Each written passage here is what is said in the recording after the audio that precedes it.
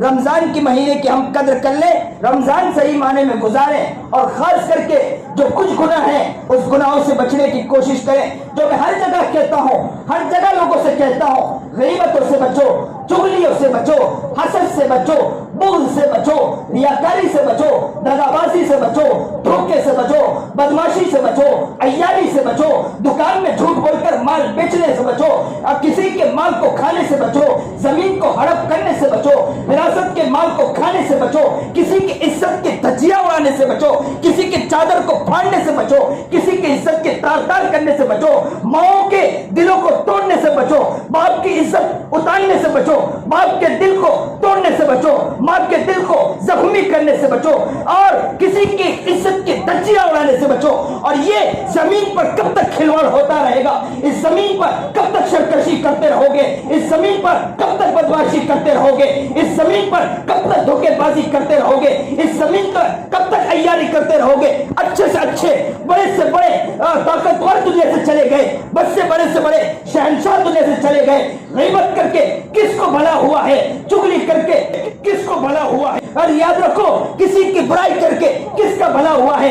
کسی کی عزت کو تار تار کر کے کس کا بھلا ہوا ہے؟ کس کے خاندان کو، کسی کے خاندان کی عزت کی دھجیاں اڑا کر کس کا بھلا ہوا ہے؟ یاد رکھو، قدر کر لو، اپنے آپ کو بچاؤ، نیت کرو، انشاءاللہ اپنے آپ کی زندگی کو پیاری زندگی بنائیں گے۔ ہم اپنی فکر کریں گے، لوگوں کی فکر، لوگوں کی غیبت، لوگوں کی چغلیوں کے کرنے کے بجائے اپنی فکر کرنے کی کوشش کریں گے۔ نیت کرو انشاءاللہ کہ ہم انشاءاللہ اپنی فکر کریں گے، انشاءاللہ غیبتوں سے بچیں گے، انشاءاللہ چغلیوں سے بچیں گے، انشاءاللہ کسی کی عزت کی دھجیاں اڑانے سے بچیں گے، انشاءاللہ۔ یہ کھلے عام کھیل ہو رہا ہے، دشمن ہمارے پیچھے پڑا ہے اور ہم ہیں اپنے بھائیوں کی عزت کی دھجیاں اڑانے کے پیچھے پڑے ہیں، اپنے بھائیوں کے مال کو ہڑپ کرنے کے پیچھے پڑے ہیں۔ ارے چند روپے کما کر انشاءاللہ نیت کرو، انہی رقموں کے اندر ہم پیٹ پر، نبی کریم جناب سرکار دو عالم صلی اللہ علیہ وسلم نے تو پیٹوں پر پتھر باندھا تھا، فاطمہ تڑپ گئی تھی، کھانے کے لیے کچھ نہیں تھا، اور کھانا کچھ نہیں تھا، کچھ روٹی کا ٹکڑا آیا، وہ روٹی کا ٹکڑا جیسے ہی فاطمہ کو ملتا ہے، فاطمہ روٹی کا ٹکڑا اٹھاتی ہے اور اپنے منہ کے پاس لے جاتی ہے، اور جیسے ہی منہ کے پاس لے جاتی ہے یاد آتا ہے کہ میرے محمد، میرے والد گرامی کے پیٹ میں کھانا نہیں گیا ہوگا۔ روٹی کا ٹکڑا اٹھایا اور اپنے دامن میں باندھا، آقا نامدار جناب سرکار دو عالم صلی اللہ علیہ وسلم کے اپنے ابو کی خدمت میں آ گئی، ابو سے پوچھنے، ابو کے پاس آئی، ابو نے پوچھا کہ بیٹی کیوں آئی ہو؟ فاطمہ نے کہا ابو روٹی کا ٹکڑا آیا تھا، پیٹ میں کھانا نہیں گیا، مجھے دل میں خیال آیا، میں جیسے ہی وہ روٹی کا ٹکڑا اٹھاتی ہوں میں اپنے منہ کے پاس لے جاتی ہوں، میرے دل میں خیال آیا کہ ہو سکتا ہے ابو کے پیٹ میں بھی کھانا نہیں گیا ہوگا، میں اس لیے دوڑ کر آپ کے پاس آ گئی ہوں۔ باپ کی آنکھوں سے آنسو نکل گئے اور کہا میری جان قربان ہو اللہ پر، کیا بتلاؤں بیٹی، کئی دن گزر گئے، میرے پیٹ میں کھانا نہیں گیا ہے، کیا بتلاؤں تجھے؟ اللہ اکبر کبیرہ۔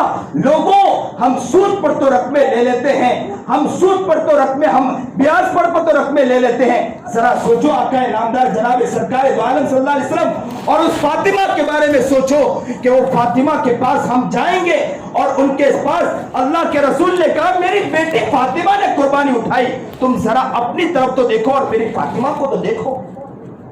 میں آج یہ مسجد میں داخل ہوا ہوں، میں سوچ رہا تھا اللہ اکبر، ہم دکانوں کے اندر بیٹھ کر گرمیوں میں مال تو بیچ دیتے ہیں، لیکن اللہ کا کتنا بڑا احسان ہم پر کہ مسجد کے اندر اے سی کے اندر ہمیں بٹھایا ہے، رب کا کتنا بڑا احسان ہے۔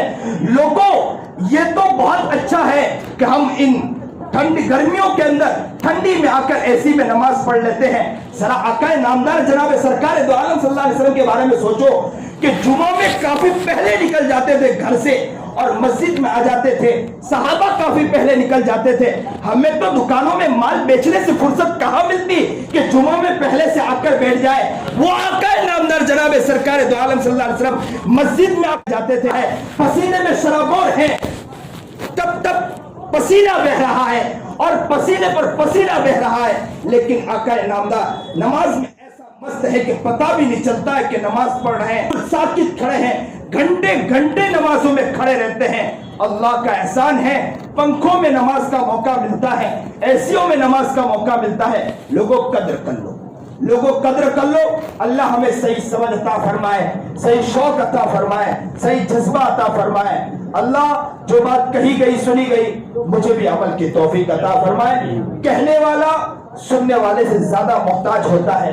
अल्लाह मेरी भी हिफाजत फरमाए, हम सब की हिफाजत फरमाए। जो बात कही गई सुनी गई, अल्लाह उस पर अमल की तौफीक अता